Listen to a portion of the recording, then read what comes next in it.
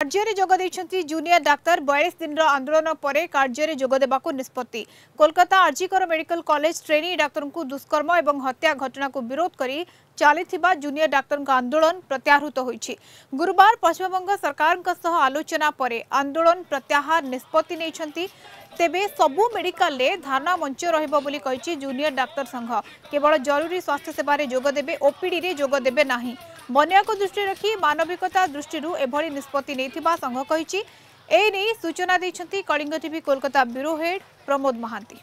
जे पर्यंत न्याय न मिली से पर्यंत से माने आंदोलन जारी रखिए। अन्य पक्षे सीबीआई जो भाव तदंत गति को मंथर करिछि से विषय से माने क्षोभ प्रकाश कर वक्तव्य जे यथा शीघ्र यही विचार करा जाऊ एवं दोषी को यथार्थ दंड दि जाऊ एवं यही समस्त घटनार नेपथ्य जो माने कार्य करथिले, जो माने उत्कच नेउथिले, जो भाव मेडिकल शिक्षा व्यवस्था को विपर्यस्त करथिले सेमानक ऊपर जेपरि कठोर कार्यानुष्ठान ग्रहण करा जाए डाक्तर माने दाबी करछन्ती एवं मुख्यमंत्री सेमानक सहित आलोचना करछन्ती। अवस्थान धर्मघट स्थल को मध्य जाइथिले, तांको घर को मध्य डाकिथिले एवं वर्तमान जो परिमंडल सृष्टि होइछि कार्यत डाक्तर मानक दाबी को मुख्यमंत्री गुरुत्व दैछन्ती एवं वर्तमान परिस्थिति रे सुप्रीम कोर्ट रे एही विषय विचाराधीन अछि। तेनु सुप्रीम कोर्ट कोन राय देउछन्ती ता देखिबा को बाकी रहिला, कारण सुप्रीम कोर्ट रे जो राय देबे ता प्रत्येक को मानि नेबा को हेबो एवं जो घटना मान घटिछि, जो दुष्कर्म घटिछि, जो हत्या घटना घटी